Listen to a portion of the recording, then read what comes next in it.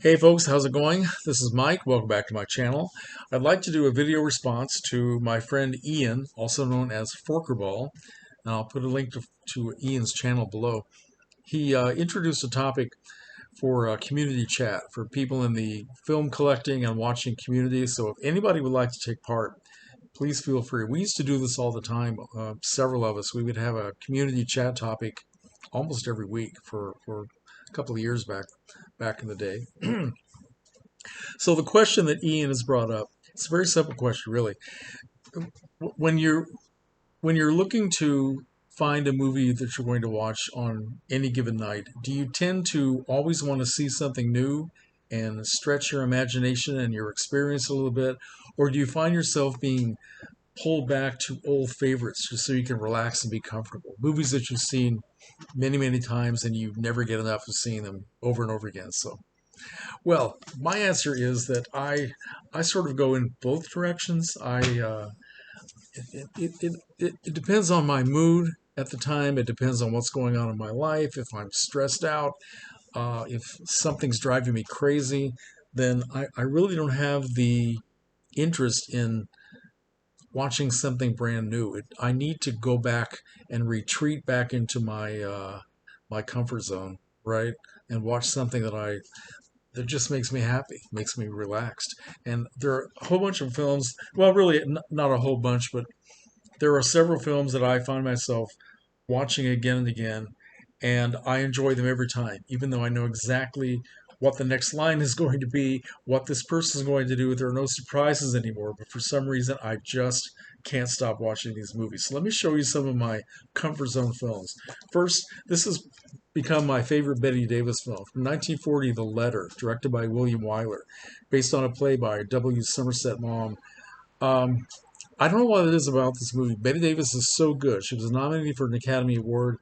Um, it's sort of an early example of the film noir style with all the light and the shadows, and just a terrific film that it's such a pleasure hearing Betty Davis's incredible voice speaking all of this very sophisticated dialogue, and it's just a great story. So Betty Davis. Next up, I cannot seem to get enough of entering into the world of Al Roberts and Vera, the bitch that he meets on the road who ruins his life. Detour, 1945, Edgar G. Ulmer. Perfect example of low budget, no frills, film noir, and a true classic. And it's something that I can watch again and again and enjoy every time, right? Detour. Next up is a film from 1959 called The Bat, and this is an old favorite. I used to watch. I watched. I saw this in the theater back in 1959 with my family, and I've watched it on TV many times after that.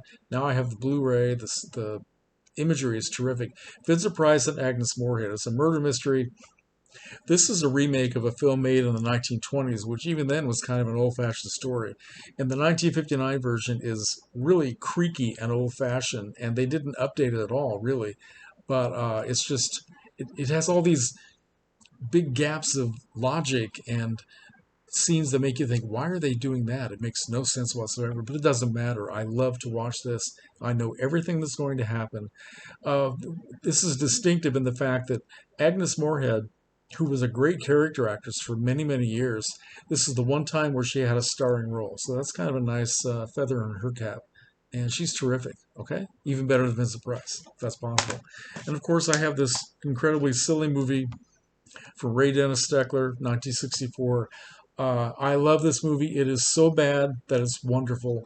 Bad music, bad acting, bad dialogue, bad editing. Oh, the editing is terrible. But I cannot get enough of watching this movie. And not to mention the Mystery Science Theater rip-off version of this film was almost better than the film itself.